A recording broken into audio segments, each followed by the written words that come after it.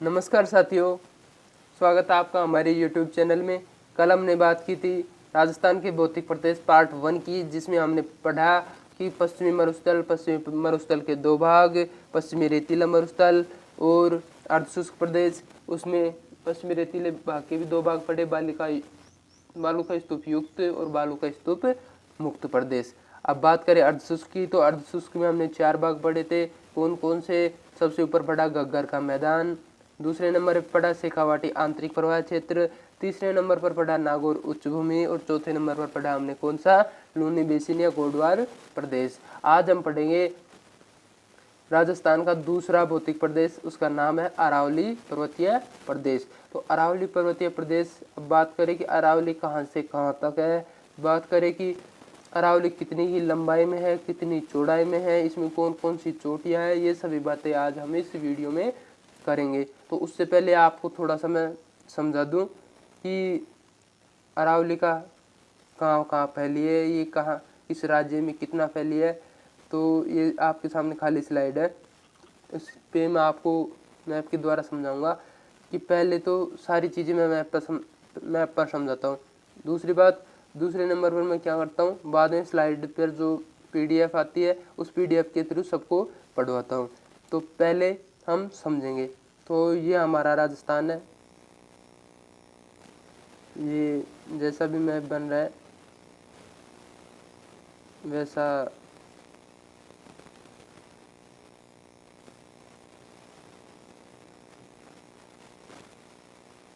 जैसे ये हमारा राजस्थान है। तो राजस्थान में ये जो हमने पढ़ा था ये था हमारा पश्चिमी मरुस्थल। अब बात करें अरावली की, तो अरावली इस प्रकार कुछ इस प्रकार फैली हुई है, या इस प्रकार, तो इस प्रकार ये फैली हुई है। तो इसमें ज़्यादातर कौन कौन से जिले आते हैं? इसमें आते हैं जैसे सीकर का कुछ क्षेत्र आता है, नीम का थाना का, और जयपुर, अलवर, दौसा, कोटपुतली, बहरोड, अजमेर, केकड़ी, ब्यावर, सिरोही, उदयपुर, कुछ भाग बांसवाड़ा, डूंगरपुर का भी आता है। तो अब बात करें कि इस अरावली का उद्भव कब हुआ, तो ये हुआ 65 करोड़ वर्ष पूर्व। कब? 65 करोड़ वर्ष पूर्व। किस काल में? प्री कैम्ब्रियन काल में। किसमें? प्री कैम्ब्रियन काल में, ठीक है। और प्री कैम्ब्रियन काल में इसका उद्भव होता है। अब ये किसका भाग है? अब बात आती है कि ये जो अंगारा लैंड, मैंने कल बताया था कि ये दो भाग थे, पहला अंगारा लैंड और दूसरा गोंडवाना लैंड। तो अंगारा लैंड का भाग था क्या?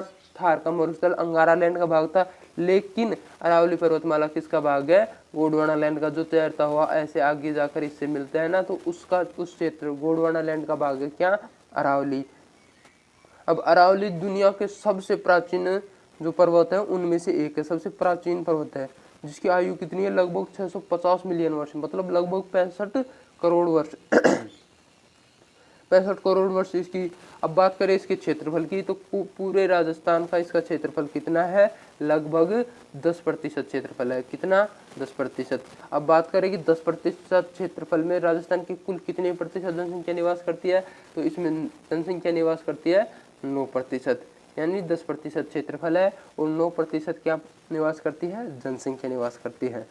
अब आगे बात करें कि इसकी कुल लंबाई कितनी है, तो इसकी कुल लंबाई है 692 किलोमीटर, लेकिन इसकी राजस्थान में लंबाई है केवल 550 किलोमीटर। अब बाकी आप कह रहे हो कि बाकी की कहाँ गई, तो बाकी ये आगे यहाँ पर दिल्ली तक विस्तार है। और दिल्ली में जो रायसीना हिल्स है जिस पर राष्ट्रपति भवन बना हुआ है, वो अरावली का ही भाग है। और इधर गुजरात के खेड़ ब्रह्मा तक इसका विस्तार है। और ना सिर्फ खेड़ ब्रह्मा तक अगर बात करें, तो इसकी जो ये अरब सागर में जो द्वीप है वो भी इसी के उभरे हुए शिखर माने जाते हैं। यानी अरब सागर में भी ये समुद्र में भी फैली हुई है क्या?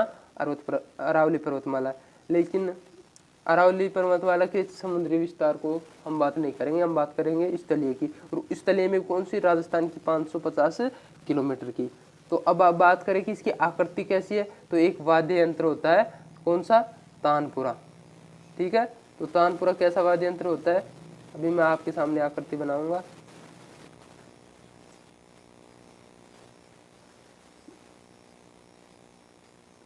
जैसे मैंने इस प्रकार कुछ आकृति बनाई थी, तो इस प्रकार का ही एक वाद्य यंत्र होता है, कौन सा, तानपुरा। आगे से ऐसे, पीछे से ऐसे और बीच में से सकड़ा, तानपुरा। तो इसकी आकृति तानपुरा के समान मानी जाती है। अब इसकी ऊंचाई की बात करें तो इसकी औसत ऊंचाई है 930 मीटर। कितनी, 930 मीटर। कितनी, 930 मीटर औसत ऊंचाई है। औसत, एवरेज, कहीं पर ज़्यादा तो कहीं पर कम है। अब बात करें सबसे ऊंची चोटी की, तो इसकी सबसे ऊंची चोटी है यहाँ पर, कौन सा जिला है, सिरोही। सिरोही जिले में। तो सिरोही जिले में कौन सी, इसका नाम है गुरु शिखर। क्या, गुरु शिखर। कितनी ऊंचाई है, 1722 मीटर। ऊंचाई की बात करें तो कितनी ऊंचाई है, 1722 मीटर इसकी ऊंचाई है। ये इसकी सबसे ऊंची चोटी है। अब बात करें आगे, तो इसके कितने भाग है, तो इसको 3 भागों में बांटा गया है, उत्तरी अरावली, मध्य अरावली और दक्षिणी अरावली। अब उत्तरी अरावली में बात करें तो जैसे नीमका थाना, जयपुर, अलवर, कोतपुतली, बहरोड, ये जिले आते हैं। मध्य अरावली की बात करें तो मुख्य रूप से अजमेर, केकड़ी, ब्यावर का कुछ हिस्सा आता है। और बात करें दक्षिणी अरावली की, तो इसमें आते हैं सिरोही, उदयपुर और राजसमंद। अब बात करें कि ऊंचाई किस क्षेत्र में ज़्यादा है, तो ऊंचाई इसकी दक्षिण पश्चिम से उत्तर पूर्व की ओर घटती जाती है। कैसी जाती है, घटती हुई जाती है। और अगर बात करते हैं कि बढ़ती हुई किधर से किधर आती है, तो उत्तर पूर्व से लेकर दक्षिण पश्चिम की ओर बढ़ती हुई आती है, यानी दक्षिण में इसका हिस्सा ज़्यादा ऊंचा है। जैसे आप देख लो कि सबसे ऊंची जो चोटी है कौन सी, गुरु शिखर। ये भी किस क्षेत्र में है, तो ये भी बात करें तो सिरोही यानी दक्षिणी क्षेत्र में स्थित है। अब सबसे पहले पार्ट की बात करेंगे, कौन सा, दक्षिणी अरावली। तो ये जो दक्षिणी अरावली है इसको पुनः 2 भागों में बांट दिया जाता है। कौन सा, पहला है मेवाड़ का चट्टानी प्रदेश और दूसरा आबू पर्वत खंड। यानी इस प्रकार 2 भागों में बांट दिया जाता है कि इस प्रकार आबू पर्वत खंड है जो बहुत ऊंचा है, पठार है और इसके ऊपर ही गुरु शिखर चोटी है। और दूसरा है मेवाड़ का चट्टानी प्रदेश, मतलब जो मेवाड़ राजवंश था इधर ही था, तो इधर जो चट्टानी प्रदेश है, पहाड़ है, ये सब आते हैं किसमें, मेवाड़ी चट्टानी प्रदेश में। ठीक है, ये एक छोटा सा वर्गीकरण है। तो और राजस्थान का सबसे ऊंचा पठार, उड़िया का पठार, ये कहाँ पर स्थित है, आबू पर्वत खंड में। ये 19 किमी चौड़ा और लगभग 1200 मीटर ऊंचा, 8 किलोमीटर लंबा, ऐसे पठार नुमा है क्या, आबू पर्वत खंड। ठीक है, और राजस्थान का सबसे ऊंचा पठार, उड़िया का पठार, कहाँ स्थित है, आबू पर्वत खंड में। ठीक है, दक्षिणी अरावली में। यही सबसे ऊंची चोटी गुरु शिखर है, कहाँ पर, माउंट आबू में, 1722 मीटर ऊंची है। और जेम्स टोड ने इसे संतों का शिखर कहा। मैं सबसे महत्वपूर्ण बात, गुरु शिखर को कर्नल जेम्स टोड ने क्या कहा, संतों का शिखर कहा। किसका, संतों का शिखर कहा है, किसने, कर्नल जेम्स टोड ने। अब बात करें अरावली की चोटियों की, तो सबसे ऊंची चोटी है गुरु शिखर, उसके बाद में शेर आती है जिसकी ऊंचाई है 1597 मीटर। कितनी, 1597 मीटर। इसके बाद में आती है देलवाड़ा, तो देलवाड़ा की कितनी आती है, देलवाड़ा की ऊंचाई है 1442 किलोमीटर। कितनी, 1442 किलोमीटर।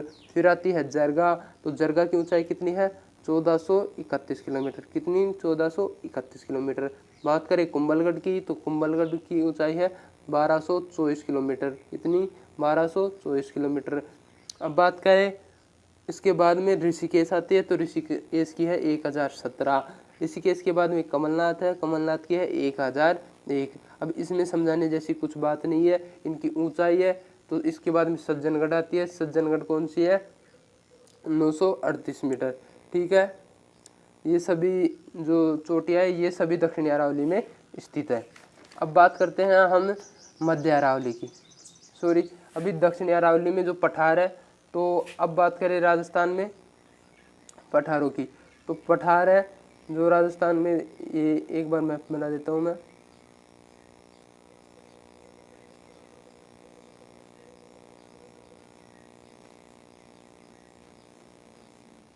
तो इस प्रकार राजस्थान है, तो राजस्थान के जो कुंभलगढ़ और गोगुंदा के मध्य जो पठार, यानी कि यहाँ प्रतापगढ़ में, राजसमंद में कुंभलगढ़ और गोगुंदा उदयपुर में, तो इसको मध्य जो पठार स्थित है उस पठार को किस नाम से जाना जाता है, भोराट का पठार।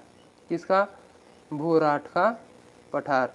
ठीक है, अगर बात करें लसाड़िया के पठार की। तो ये है यहाँ पर उदयपुर में जैसलमेर झील है, इसके पूर्व में जो पठार स्थित है उसका नाम है लसाड़िया का पठार। एक शब्दावली आती है गिरवा। तो गिरवा क्या है कि उदयपुर के चारों ओर क्या है कि तस्तरी नुमा जो पहाड़ियाँ है ना, जैसे ये उदयपुर जिला है तो इसके इस चारों ओर ऐसे तस्तरी नुमा क्या है पहाड़ियाँ। तो इन पहाड़ियों को क्या कहा जाता है, स्थानीय भाषा में गिरवा कहा जाता है। अब बात करें आडा वाला पर्वत, तो आडा वाला पर्वत कहाँ है, बूंदी में। जो बूंदी जिले में अरावली पर्वत की कुछ चोटियां हैं, कुछ चोटियां फैली हुई नहीं है, कुछ चोटियां हैं, तो इन कुछ चोटियों को क्या कहा जाता है, आडावाड़ा पर्वत कहा जाता है। ठीक है।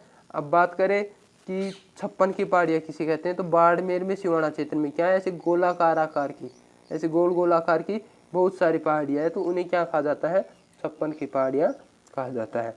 अब दूसरी बात आती है नाल और दर्रा। तो ये क्या होता है, दर्रा या नाल। तो दर्रा या नाल होता है कि जैसे ये दो पर्वत है ना, तो इनके बीच का ये जो तंग रास्ता है, ये रास्ता है जो बिल्कुल सकड़ा रास्ता है। जैसे अगर आपने रावड़ी राठौड़ पिक्चर देखी हो तो उसमें आता है कि लास्ट में जो सीन होता है, सोनाक्षी सिन्हा बच्ची को लेकर भागती हुई होती है ना, तो वो होता है दर्रा, जो सकड़ा सा रास्ता होता है। ठीक है।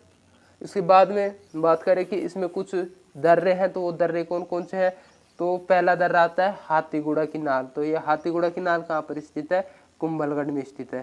कहाँ पर, कुंभलगढ़ में। कुंभलगढ़ कहाँ है, राजसमंद में।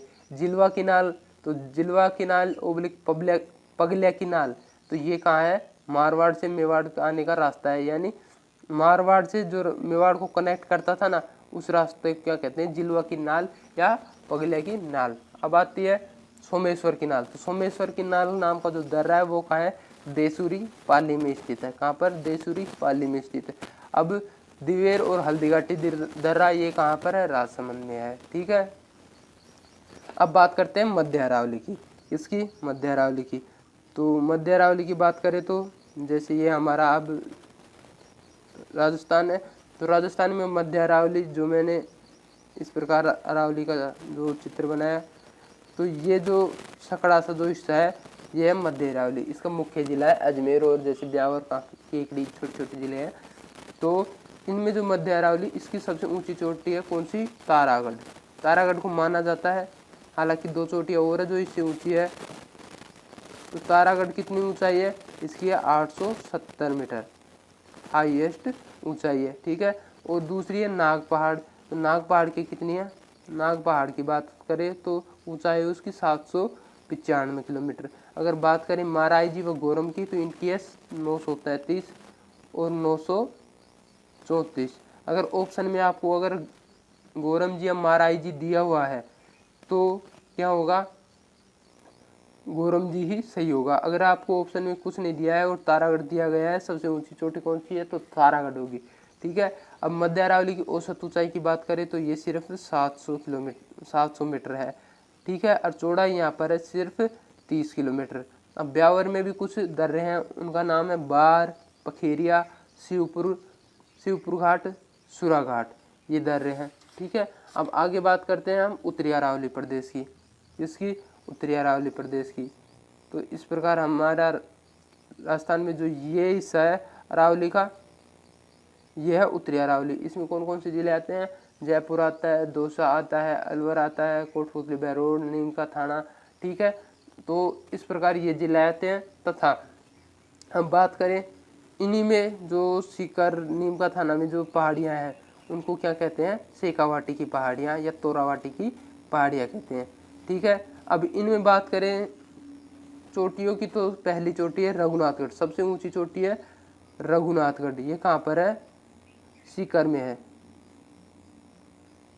सीकर या नीम का थाना वर्तमान में। तो ये 1055 इसकी ऊंचाई है। तो सबसे ऊंची चोटी कौन सी है, रघुनाथगढ़। उसके बाद में खोक जो जयपुर में है, इसकी ऊंचाई कितनी है, 920 किलोमीटर। कितनी kilometre, sorry metre, only metre. हम बात करें बहराच जो अलवर में है, उसकी है 792 मीटर। बरवाड़ा जयपुर में है 786 मीटर।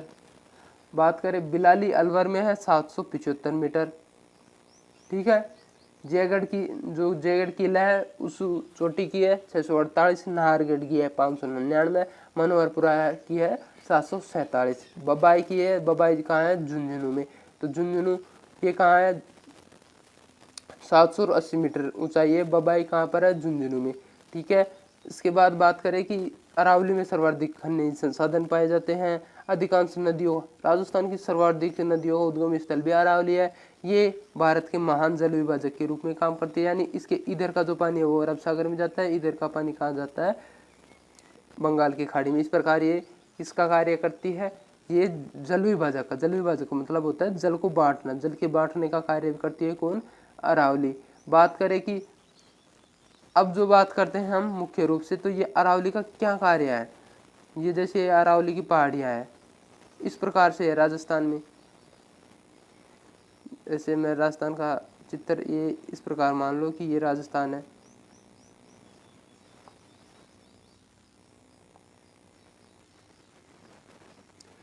तो राजस्थान में ये जो इस प्रकार है, तो इसमें क्या होता है कि जो इस प्रकार ये पहाड़ियाँ फैली हुई है ना, तो जो अरब सागर मानसून आता है वो तो इसके समानांतर ऐसे निकल जाता है।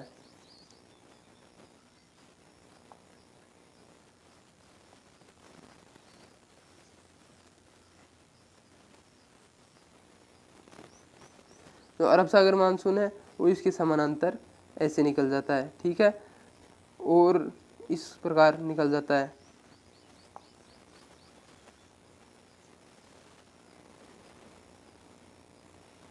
तो बारिश नहीं कर पाता, क्योंकि बारिश कब होती है जब इनके सामने कुछ ऐसे आए।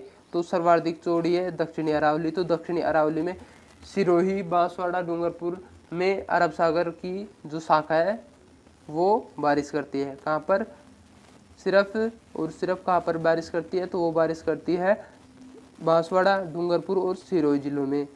उदयपुर जिलों में कहाँ कौन सी शाखा बारिश करती है, तो मानसून की अरब सागरीय शाखा बारिश करती है। अब बाकी बात आती है जो बंगाल की खाड़ी वर्षा की, तो बंगाल की खाड़ी जो आती है वो यहाँ पर पूरी राजस्थान में बरसात करती है, लेकिन वो इस पर तरफ नहीं जा पाती, और यहाँ पर वृष्टि छाया, अरावली की वृष्टि छाया प्रदेश होने के कारण पश्चिमी राजस्थान में वर्षा नहीं होती। क्यों, क्योंकि वो अरावली की वृष्टि छाया प्रदेश। वृष्टि छाया प्रदेश क्या होता है कि अगर इस तरफ के जो बादल आ रहे हैं उनको सामने रोक लिया किसने, अरावली ने, तो अरावली ने रोक लिया तो इस तरफ नहीं आ पाएंगे, इस तरफ क्या होगा, बारिश नहीं हो पाएगी, तो इसे कहते हैं वृष्टि छाया प्रदेश। अब कुछ शब्दावली है उनका बता दूं। भाकर, तो भाकर क्या होता है कि जो पूर्वी सिरोही जिले में पहाड़ियाँ हैं ना, तो उनको क्या कहते हैं, भाकर कहते हैं, जैसे रोजा भाकर, झारोला भाकर। ठीक है, अब बात करें ऊपरमाल के पठार की, तो ऊपरमाल का पठार कहाँ पर है, जो बिजोलिया कहाँ पर है, चित्तौड़गढ़ से बिजोलिया, भीलवाड़ा से लेकर चित्तौड़गढ़ का जो वो है ना भैंसरोडगढ़, वहाँ तक की जो बीच में जो पठारनुमा जो स्थल है उसको क्या कहा जाता है, उसको कहा जाता है ऊपरमाल का पठार। अब बात करें त्रिकूट पहाड़ी की, तो त्रिकूट पहाड़ी कहाँ पर स्थित है, तो ये पहाड़ी स्थित है जैसलमेर में। ठीक है, मेरवाड़ा की पहाड़ियाँ, तो ये अजमेर में है। बात करें हर्ष की पहाड़ियाँ जहाँ पर जीर्ण माता का मंदिर है, तो ये सीकर में है। अब बात करें मालाखेत की पहाड़ियाँ, तो ये भी सीकर में है। ठीक है, देसरो, देसरो एक शब्दावली है। देसरो क्या है कि जो जरगा के चारों ओर, जरगा पर्वत है ना उसके चारों तरफ हरा भरा क्षेत्र रहता है हमेशा, तो इसलिए इसे क्या कहते हैं, देसरो, यानी देश यानी किसे कहते हैं, देश कहते हैं स्थल को, देश स्थल, और हरो यानी हरे कलर का, मतलब जो जरगा पर्वत के चारों तरफ जो हरियाली छाई हुई होती है ना, तो इसलिए इसे कहा जाता है देसरो के नाम से जाना जाता है। अब बात करें कि अरावली एक कैसी पर्वत श्रृंखला है, तो ये इस प्रकार आकृति की है, तो इस प्रकार जो ये निकले हुए हैं इनको कहते हैं वलन, और इस प्रकार की पर्वत श्रृंखलाओं को कहते हैं वलित पर्वत श्रृंखला। और दूसरी है अवशिष्ट पर्वत श्रृंखला। अवशिष्ट पर्वत श्रृंखला किसे कहते हैं कि जब ये अपनी नवीन अवस्थाओं में थी तो ये ऊंची ऊंची थी, लेकिन अब ये अपन दन के द्वारा घिस घिस कर कट चुकी है, और बिल्कुल अब सबसे ऊंची चोटी है 1722 मीटर, जबकि हिमालय की पर्वत की चोटियाँ है 8000 मीटर। कितनी, 8000। अब ये भी कभी जमाने में इतनी ही ऊंची थी, लेकिन अब घिस घिस कर छोटी हो गई है, तो इसलिए इसे अवशिष्ट पर्वत कहा जाता है। और एक और बात कि ये विश्व की सबसे पुरानी जो पर्वत श्रृंखला है उनमें से एक है। ठीक है, इस प्रकार हमारा जो अरावली का है ये अरावली पूरी होती है। अब हम पढ़ेंगे किसके माध्यम से, पीडीएफ के माध्यम से। तो अब पीडीएफ की बात करें तो ये देखो अरावली पर्वतमाला। अरावली पर्वतमाला की शुरुआत मिनिकोय द्वीप लक्षद्वीप से, यानी समुद्र के अंदर, जो मैं बात कर रहा था कि अरावली समुद्र के अंदर भी है, तो वो कहाँ पर है, मिनिकोय द्वीप है ना लक्षद्वीप का, वहाँ से स्टार्ट है।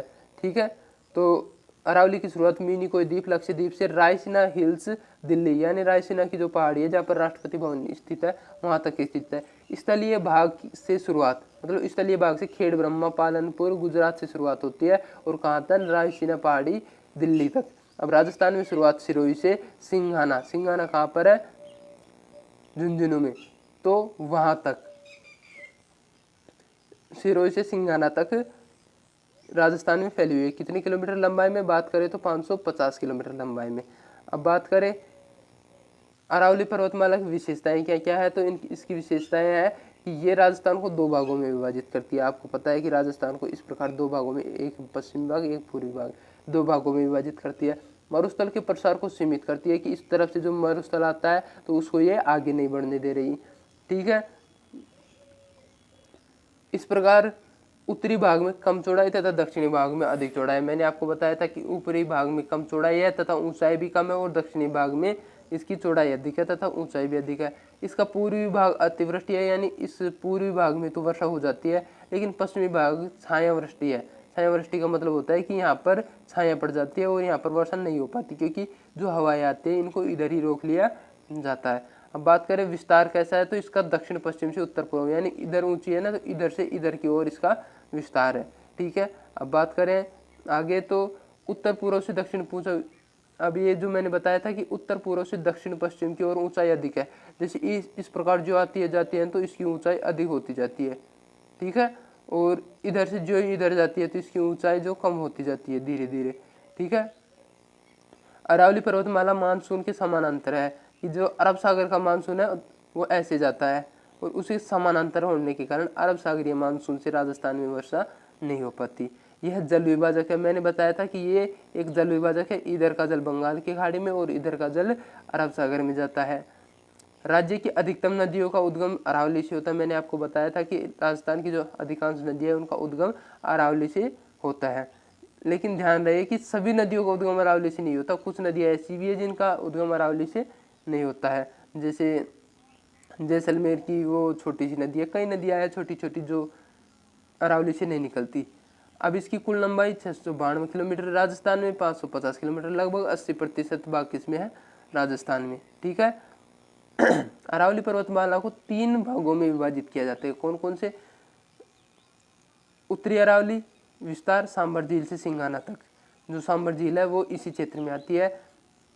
जिले कौन कौन से आते हैं, तो बात करें जिलों की तो झुंझुनू, सीकर, नीम का थाना, खेरथल, तिजारा, कोटपुतली, बहरोड, अलवर, जयपुर, जयपुर ग्रामीण, ये सभी जिले किस में आते हैं, उत्तरी अरावली में। किस में आते हैं, उत्तरी अरावली में। अब बात करें इसकी औसत ऊंचाई की, तो उत्तरी अरावली की औसत ऊंचाई है 450 मीटर। अब इसमें पहाड़ियों की बात करें तो पाल खेत की पहाड़ियाँ, नीम का थाना, ये माला खेत, ये माल खेत है, क्या है, माल खेत, ये माल खेत है, लेकिन ये पाल खेत हो गया टाइप गलती से। और रिंगस की पहाड़ियाँ, सीकर, श्री माधोपुर पहाड़ी, नीम का थाना, और क्रास का एवं कांकनबाड़ी पठार अलवर। इस कांकनबाड़ी पठार पर ही बाला किला स्थित है अलवर का। हर्ष की पहाड़ियाँ सीकर में स्थित है, इसमें क्वार्टजाइट एवं फाइलाइट चट्टानें पाई जाती है।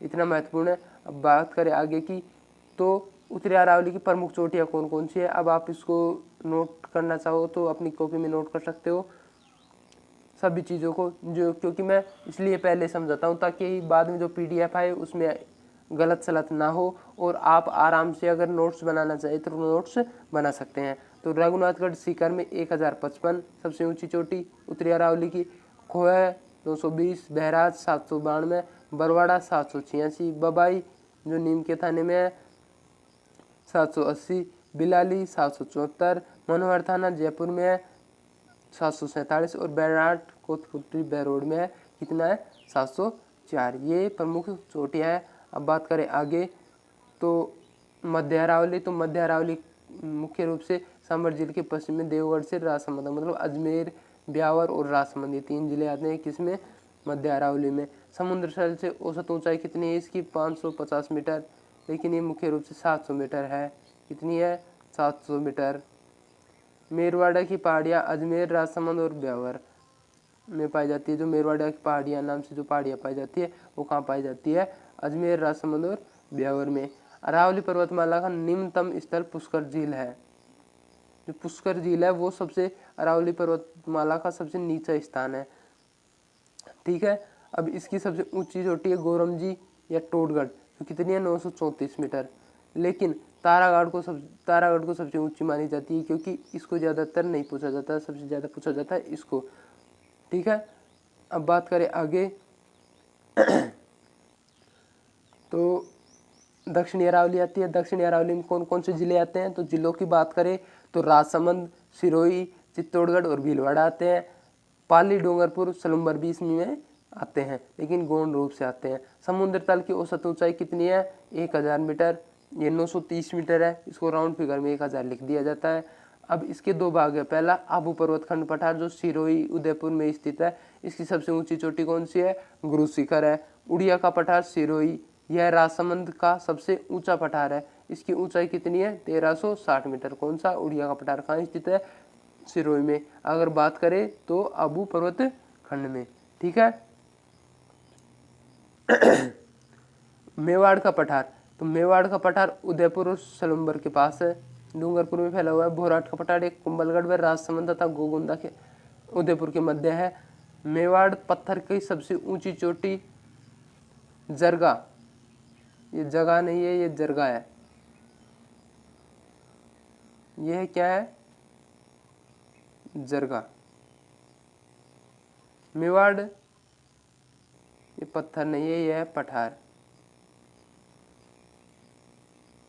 तो मेवाड़ के पठार की सबसे ऊंची चोटी है जरगा। उदयपुर में गिरवा की पहाड़ियाँ कहाँ पाई जाती है, उदयपुर में, और इसकी आकृति तस्तरी नुमा है, मतलब उदयपुर की जो चारों ओर तस्तरी नुमा जो पहाड़ियाँ पाई जाती है उन्हें क्या कहा जाता है, गिरवा कहा जाता है। देसरो, मैंने बताया था देसरो क्या है कि रागा और जरगा जो पहाड़ियाँ हैं इनके बीच में या जरगा पहाड़ी के चारों ओर क्या है कि हरा भरा क्षेत्र होने के कारण क्या कहा जाता है, देसरो कहा जाता है। ये कहाँ पर स्थित है, उदयपुर में स्थित है। राजस्थान की सबसे ऊंची चोटी, अब इसकी चोटियों की बात करें तो सबसे ऊंची चोटी गुरु शिखर है जिसको कर्नल जेम्स टोड ने क्या कहा, संतों का शिखर कहा। गुरु शिखर 1722 मीटर, शेर 1597 मीटर, तिलवाड़ा 1442 मीटर, जरगा 1431 मीटर और अचलगढ़ 1380 मीटर। आबू पर्वतखंड 1200, आबू खंड नहीं है ये आबू पर्वत है जो 1295 मीटर ऊंचा है। Kumbhalgarh 1224 metre, Rishikesh 1017 metre, Kamalnath 1000 metre और सज्जनगढ़ 938 मीटर। ये प्रमुख चोटियाँ है किसकी, दक्षिणी अरावली की। अब बात करें कि दक्षिणी अरावली में कौन कौन से जिले आते हैं, तो जिले आते हैं इसमें उदयपुर, डूंगरपुर, सलूम्बर, प्रतापगढ़, चित्तौड़गढ़, सिरोही, राजसमंद, भीलवाड़ा, ब्यावर, ये पूरी अरावली में आते हैं। उदयपुर, डूंगरपुर, सलूम्बर, प्रतापगढ़, चित्तौड़गढ़, सिरोही, राजसमंद, भीलवाड़ा, ब्यावर, अजमेर, दूदू, जयपुर, पाली, जयपुर ग्रामीण, अलवर, खेरथल, तिजारा, कोटपुतली, बहरोड, सीकर, नीमकाथाना और झुंझुनू, ये सभी जिले अरावली के क्षेत्र में आते हैं। अब बात करें कितने प्रतिशत भाग था, तो आप बताओ, ये भाग था 10%। अगर बात करें जनसंख्या की तो आप बताओ कितने प्रतिशत जनसंख्या थी, इसकी जनसंख्या थी 9%। कितने प्रतिशत, 9%। ठीक है, अब चलते हैं आगे। और इस प्रकार हमारा जो राजस्थान में अरावली का टॉपिक होता है, ये अरावली जो दूसरा भौतिक प्रदेश है, तो ये पूरा होता है, दूसरा भौतिक प्रदेश पूरा होता है हमारा। इस प्रकार आज की क्लास यहीं समाप्त होती है। धन्यवाद। अगर आपको इसमें कुछ अपेक्षित सुधार की आवश्यकता हो तो कमेंट करें और ज़रूर बताएं। और देखने के लिए धन्यवाद। आपको अच्छी लगे लाइक करें, सब्सक्राइब करें और बेल आइकन को दबाएं ताकि आपको हर जो वीडियो आएगा उसका नोटिफिकेशन मिल जाए। और महत्वपूर्ण सूचना कि जो हमारा ये चैनल है ये आपको संपूर्ण जो राजस्थान जीके है वो कंप्लीट करवाएगा, ए से लेकर जेड तक। एक भी वीडियो, एक भी टॉपिक नहीं छूटेगा। और साधारण ही नहीं बल्कि सेकंड ग्रेड, राजस्थान पुलिस, पटवारी वगैरह वगैरह जो सभी राजस्थान जिस वैकेंसी जिसमें राजस्थान जी की आती है वो आप इसको पढ़ के आराम से क्लियर कर पाओगे, ये मेरा वादा है। मैं बहुत सी गाइड और किताबों में से जो मैटर निकाल के नोट्स बनाता हूँ तथा उन नोट्स को फिर समझा के आपको पढ़ाता हूँ। हम मेहनत कर रहे हैं तो आपके प्रेम और सहयोग के बिना आगे नहीं बढ़ सकते, तो आप हमारा भी सहयोग करें। जय हिंद, जय भारत।